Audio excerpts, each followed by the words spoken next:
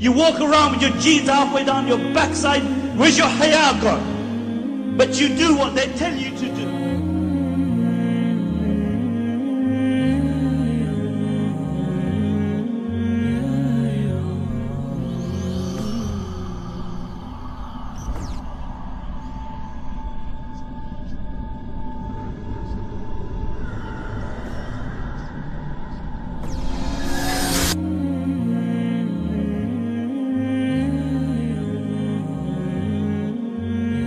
What are the haram things that most Muslim youth are doing that sometimes we begin to shy away from? The first thing that we find is alcohol. Has it not become unfortunately a common trend that Muslim youth, they drink alcohol, whatever the names may be, whiskey, brandy, rum, vodka, beers, whatever it may be. Common practice that Muslims get drunk, get legless, can't find their way home, abuse other Muslims while they're making their way home. At least some people, when they used to drink in secrecy, drink in the privacy of their own homes. But now we find that people out in the open, behaving like disbelievers. But if some Muslims may say, well, you know, I don't drink alcohol, I take some substances, I smoke drugs. Tell me in the Quran where Allah said in the Quran that cocaine, crack, smack, weed, skunk, marijuana, spliff, reefer, dope, white lady, coke, smoke, brown, Charlie, whatever name you want. People say to me, give it to me from the Quran and I'll give it up today in my life. Give me these words from the Quran, I'll give it up in my life. Because it doesn't exist in the Quran. That's what they're trying to say. Well, for your information, it does exist inside the Quran. The Quran mentions quite clearly, the verse that I mentioned, إِنَّمَا الْخَمَرِ. Khamar isn't alcohol. That's a loose translation. The meaning of khamar according to Sharia is مَا غَابَ الْعَقْلِ. Whatever intoxicates you in your language, whatever rushes you, stones you, buzzes you, trips you, makes you feel good, raises you, is haram. Full stop. The Sharia says that if it takes away your mind, it covers your mind, it shrouds your mind, takes away your senses, finish. End of story. Man wants to come to me and say to me, but Sheikh, you know, I don't take so much of this stuff. I only take a small spliff to keep me mellow like Bob Marley used to take weed, keep me controlled and focused. Weed don't do no man no harm. But it creates schizophrenia. That's what it does, split personality. But obviously this becomes common normal practice for us, because for us, because I'm a big daddy, isn't it? I'm a big daddy if I move the kilos, the keys, isn't it? I'm a big daddy, that's who I am. So don't pick up on with me. Like I said, the bullets I'm going to come with are different bullets. That's the bullets I'm going to come with. You're going to think about it for the rest of your life. So people who take drugs, they like to come and say, well, I only take small amounts to keep me mellow, keep me focused. I don't get stoned. So it must be halal for me. So they think we're some type of fools. That's what they think, to play games with us. Whatever stones you in large amounts becomes haram in small amounts. The Sharia doesn't look that for you, I drink balance of beer and then I get drunk, or I take a kilo of crack and then I get, well, you won't get drunk, you'll be probably dozed out your mind. Hallucinations, jumping off some building or something. Sharia doesn't say pick you and say you're free. The Sharia says whatever in large amount intoxicates you is forbidden in small amounts. Finish. Because the Sharia has maqasid, has purposes, 5 general purposes. To protect your mind, your body, your soul, your faith, your wealth, your honor, your dignity. Whenever Allah subhanahu wa ta'ala makes something halal, look at it.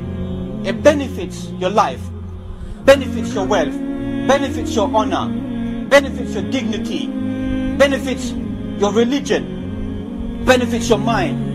Anything that's made haram in the Sharia, look what it does to you.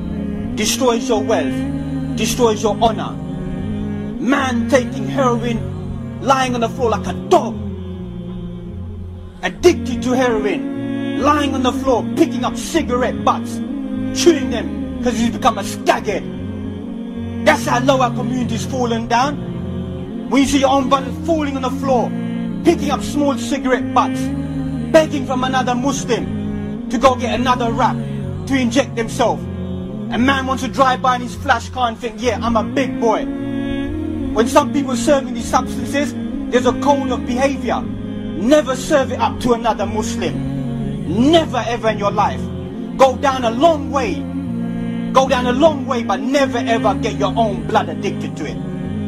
We've crossed over the rules. We've crossed over the boundary. Some of us, we think we're gangsters. Read about the gangster world. But obviously we turn and look at people like the Scarface. Muslim boys walking about with a picture of Scarface with a zoot in his mouth.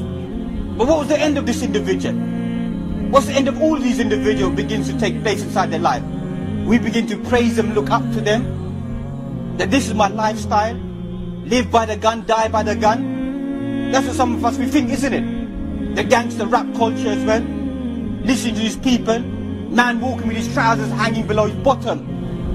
Think he's Tupac Amaru Shakur. Amaru means what? The shining serpent. That shining serpent is where now? Wrapped round his mouth.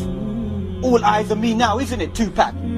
I get around, isn't it? Damn hell you get around. Gunned down, 1996, 4 times in drive-by shooting. That's how some of us begin to think, isn't it? Listening to this, isn't it? All begins with people like NWA, niggas with an attitude, Public Enemy, Ice-T, Ice Cube, coming back with all these other artists that begin to exist. Muslims, they think they're black. At least a black man, a Jamaican Yardie, language man. He's grown up in that language. He speaks Yardie because he's a Yardie. Since when have you been a Yardie, touching your teeth, growing dreads, wearing a Rasta vest? Since when? Since when's that been your culture?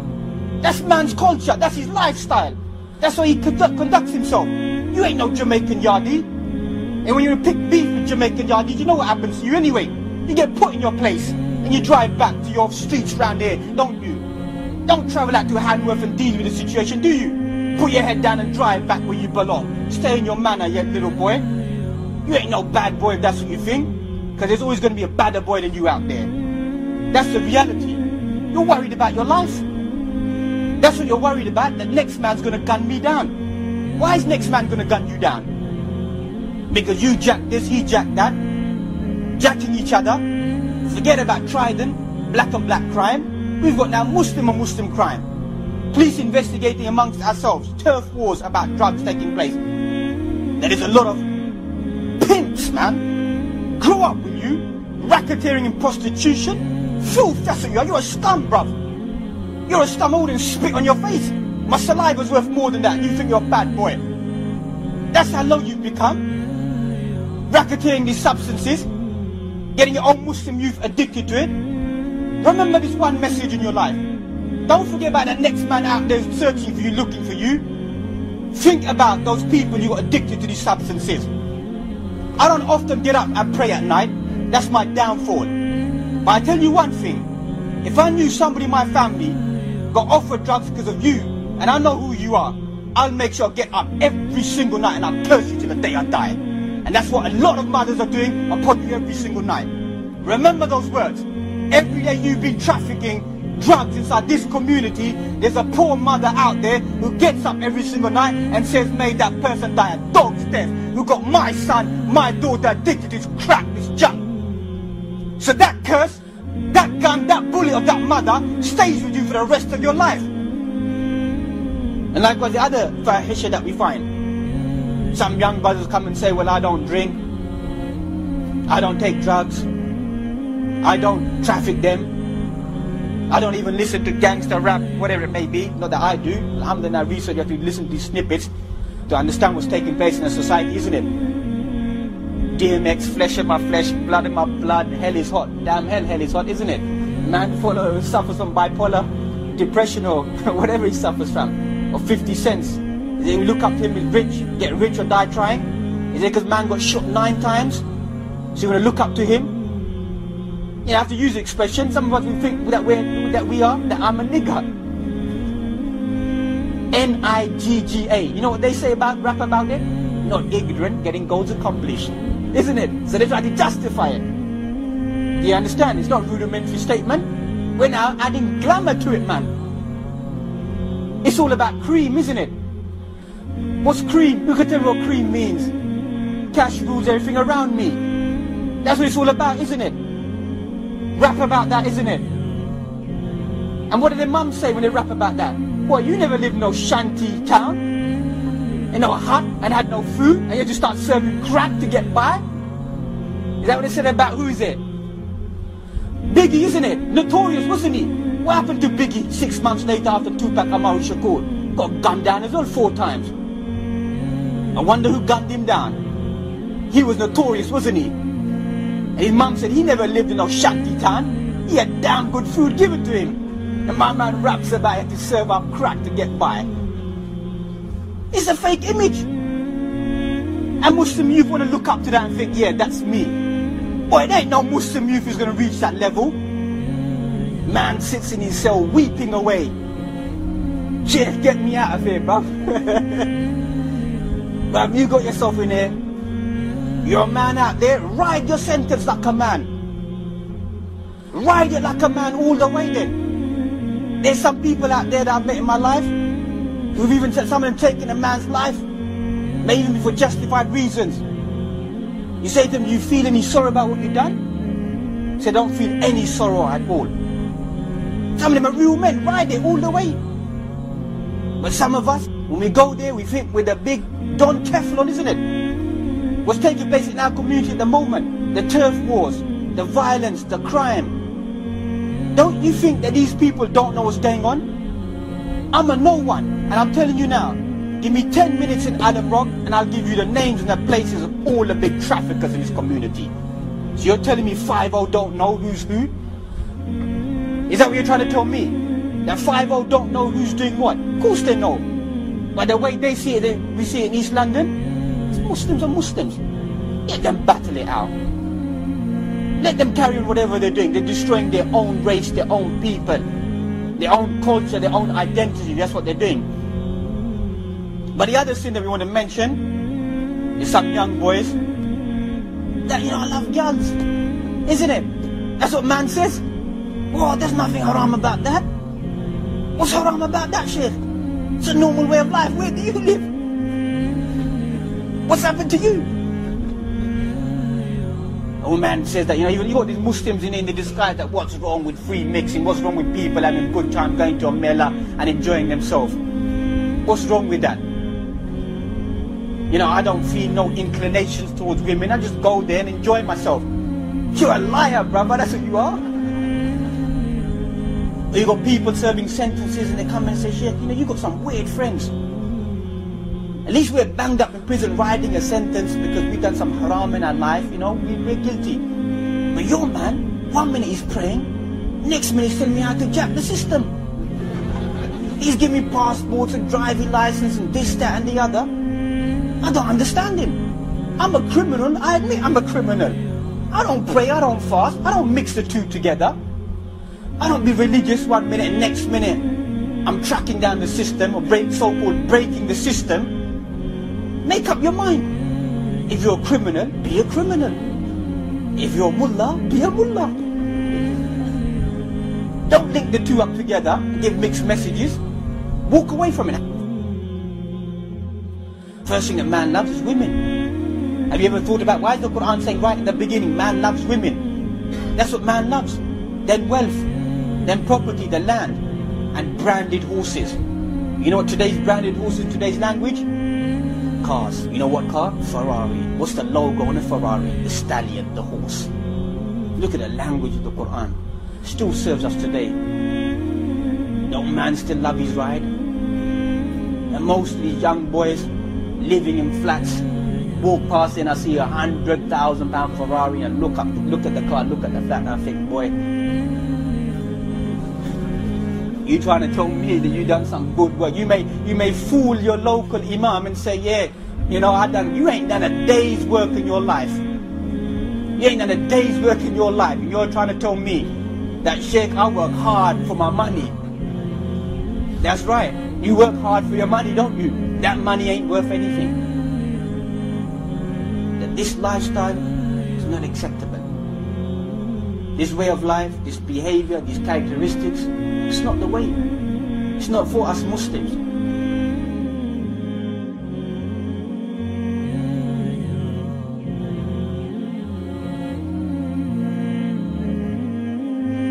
Look at us today.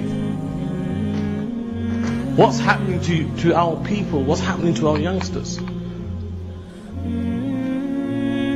Young Offenders Institutes and juvenile prisons.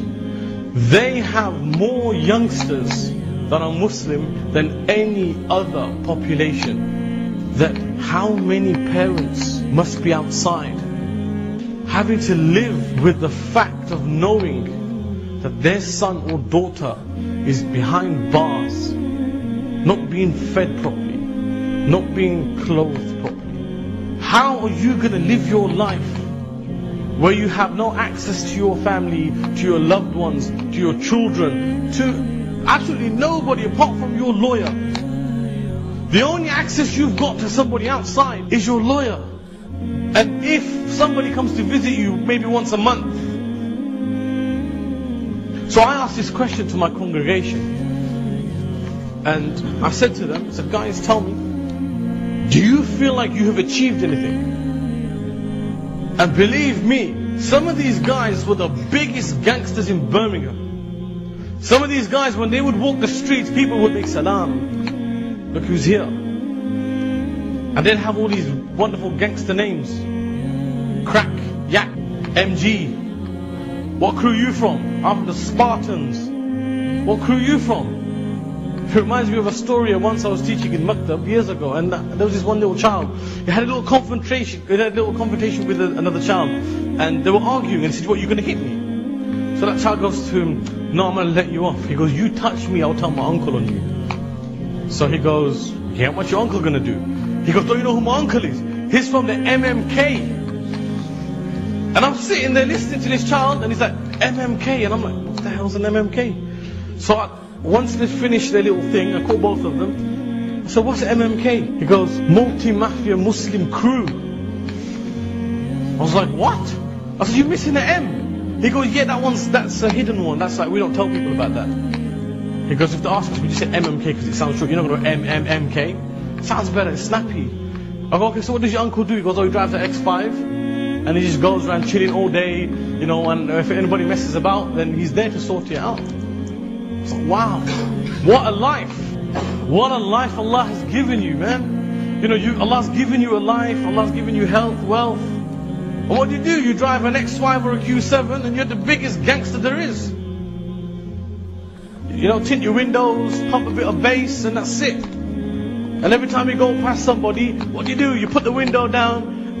Now honestly, it's reality. Now have a look at our streets. When you're driving up and down them, if you're not one of them yourself, who's doing it? It's everybody's second cousin and first cousin and brother and uncle and this friend and that friend. And most of the time, if it's not yourself, you're either sitting in that car with them. Because we start to respect these people. We start to respect these people and look at them as if they're something in society. And we start to idolize these people. So somebody has a fight in the street and everybody's on their toes. Oh, you heard? This guy knocked him out. He was a sick fight. And then we go home and talk about, oh, he's hard, man, mashallah. You know, he pumps this much amount of iron. So he's like this, he's like that. Oh, and what a punch it was, you know. It was a hook. And it was just one only, and he knocked him out. So what now? He's a don. Right? So he's now a don. So what do? Whenever I fight, oh, we better call him. And if you've got his number in your mobile phone, then you're a gangster too. Because he's one phone call away. So somebody comes, or you walk into a shop and you think, yeah, you think you're bad. Alright, safe. I'll put my phone out. And you call him up.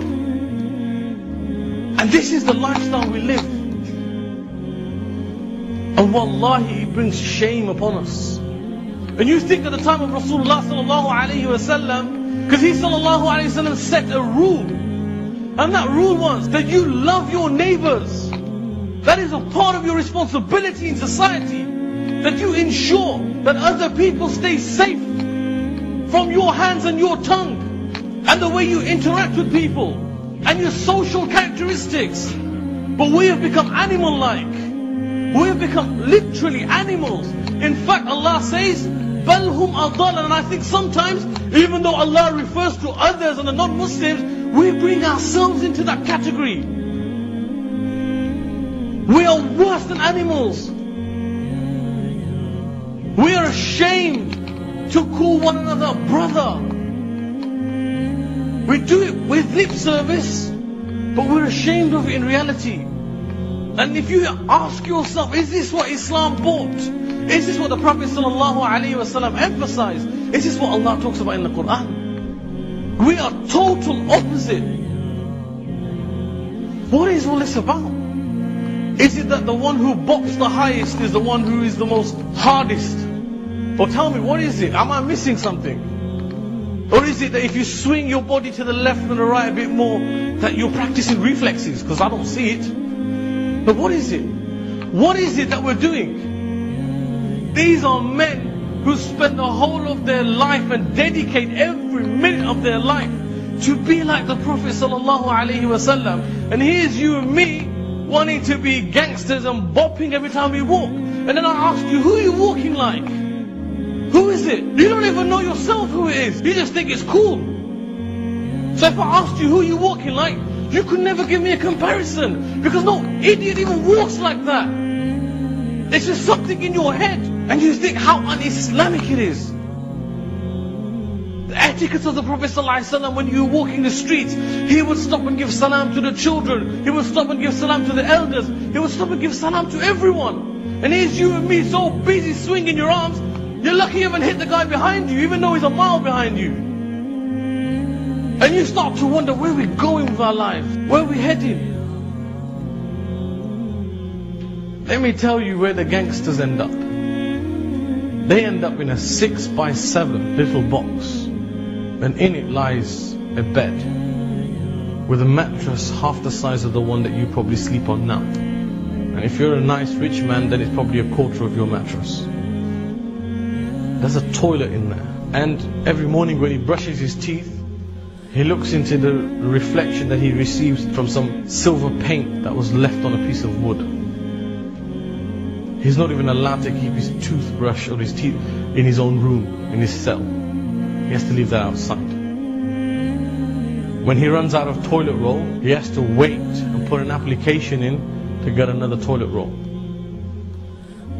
Okay, when he feels hungry, he hasn't got a microwave or a fridge to open. He opens a can of tuna, puts a bit of pickle in it, puts it in a bread and eats it. This is the paradise that every gangster gets. And that is the paradise that Allah keeps for people like that. You want to be a gangster, or you aspire to be like one, or you think they're cool and they're big and they're bad. Wallahi, come with me, I'll show you how much of a gangster they are now. You know, once people go behind bars, it's all over. That's 10 years of certain people's lives. That's 15 years of people's lives gone in a flash. And there's nothing he can do about it. Nothing at all. And you think about it. As a gangster, what did he achieve? Yeah, he had a strap of a gun around him somewhere. He popped a few pills, maybe here and there, snorted and smoked. What else did he do with his life? So what has he done? He's messed his own life up. He's living in a 7x6. That's the type of area that they have. I'm asking you, is this what people want to achieve in life? Is that even a goal? What's wrong with you and me? What's wrong with our society? You know, every time these things happen, you know what we blame? We blame society. We say that it was society's fault. It's society. I said it's not society. Society doesn't force you to do things. Allah gives you and me a choice. Every time you do something, Allah gives you a choice. And it is up to you to do it or to leave it. When you came to the masjid today, did society tell you to come to the masjid? When you go to school for education, does society tell you got to go there? You could Skype. When you go to university, does society tell you go to university? Of course it doesn't. It's your choice. When you pick up that cigarette and you put it in your mouth and you're about to drag it, has society said you better smoke? Society never said you should smoke. That is your choice. When you pick up a gun and you're about to shoot somebody, it's in your hands. What part of society tells you to shoot somebody? Allah gives you and me that choice. And our problem is, we look for an excuse to blame somebody else. If it's not society, you blame your parents. If it's not your parents, you blame your friends. And let me tell you, when it comes to your friends, Allah Azza wa Jal says in the Quran clearly, He says, people on the day of judgment will come in front of Allah, and they will say that, oh Allah, woe be unto me that I took this person as my friend, as my Khalil. For he made me forget about the message that you had sent. And what message are we talking about? We're talking about the Quran. These people will come in front of Allah and they'll have no excuse. And you ask a person about their friends and their boys today, people are ready to die for these people. Go and sit in prison for a week and see how many of your boys come to visit you. Go and fight a court case and see who comes to pay for it. Your friends are your friends, they're never more than that. It's clear. Hazrat Umar radiallahu anh says, الرجل على دين خليلي فلينظر أحدكم من يخالل. That a man is upon the way of his friend. So be careful whenever one of you choose your friends. And nowadays, what is it? It's all about the boys. It's all about the boys. Ask the youngsters. It's all about the boys and the gangs. And oh, he's one of my boys. Yeah, he's one of your boys. Like I said, go and sit in prison and have a look how many of your boys come to visit you. I had a brother from around this area actually. He was a revert to this deen. And he came to me on one Eid and he was upset. He goes, I can't believe it. He goes, this is my second time in prison. And he goes, you know what? They couldn't even send me an Eid card. Boys. These were his boys. They didn't have that much inside them to send him an Eid card. And we were ready to die for these people. We sacrifice everything for these people. To such an extent, we sacrifice our parents for these guys. You and me, we do this all the time. You know what? Your mom might ask you to do something. You're like, you know what? Mom, I'm busy. I'm with next, whoever it is, Muhammad. Or I'm going out with somebody. I'm going here. Or Mom, I've got plans. And you're ready to go with your boys. This is the life that we live. People are married nowadays. They have children and wives and they're at home and a guy comes and bonks the horn outside. He's gone in a jiffy. He didn't even look back. Some people don't need to do this. Some people just like to hang out with their boys. But how can you do this when you disrespect those who love you the most? I asked those same people, I said, guys, where are your boys? They're like, we don't have any boys. And you know what they said to me? They said the only people that supported us through our sentence was our parents. Subhanallah. The only people. So it was that same old man who you used to hate. The man you had no time for. That came to your court cases. That paid for your legal stuff. That came and supported you. That sent you postal orders when you didn't have a penny to your name. And you think about your friends. Who are these people? You know, one expensive rule of life, I'll tell you today. Keep your friends as friends. Friends will always remain friends. You know this word best friend is un-Islamic. Best friends, that's an un-Islamic term. And I'll tell you why it's un-Islamic. Friends are always friends. Brothers are always brothers. Family are always family. Your friends are just your friends. Love your friends, okay? But don't over-love them. Love them because that's a part of our deen. If you have a friend who's a Muslim and you love him for the sake of Allah, that's brilliant. That's what you should be doing. But if you have a friend, you love him for the sake of Allah, and he's your best friend, and then he goes beyond that. Have you seen when two best friends quarrel, what happens? Have you seen what happens? They become the worst of enemies. And he sallallahu alayhi wasallam in fact mentioned this to us over 1400 years ago.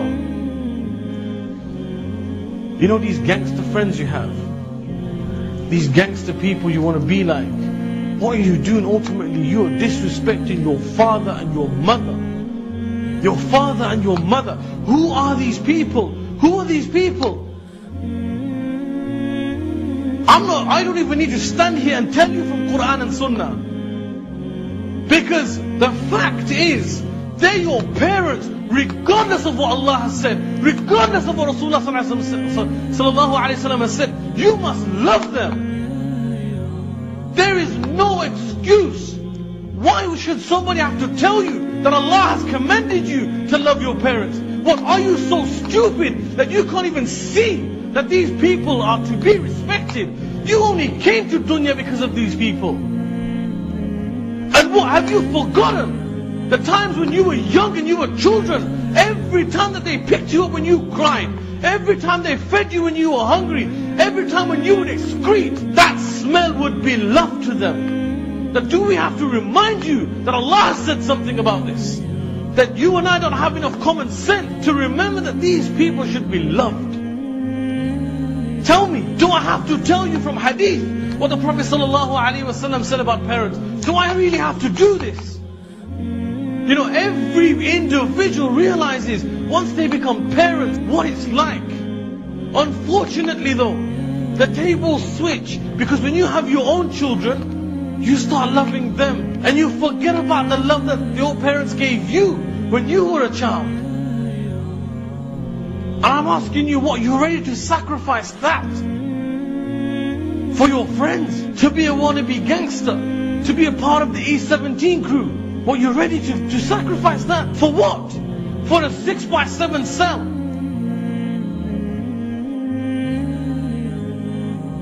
In the same room you have to sleep and you have to excrete. You're ready to sacrifice that to be one of them. To show me one gangster in the history of humanity that ever achieved something. Show me just one gangster, one only. You can't even show me half of one, because they weren't even men. Because if they were real men, they wouldn't carry bullets on them. They wouldn't be walking around with knives. They wouldn't be there looking for trouble. A real man is that man who stands in front of Allah Azza wa Jal whilst every other human being is sleeping. A real man is that man, when he becomes angry, he controls his anger. A real man is that man who looks out for his brother, not kills his brother. That's a real man. And we talk about gangsters.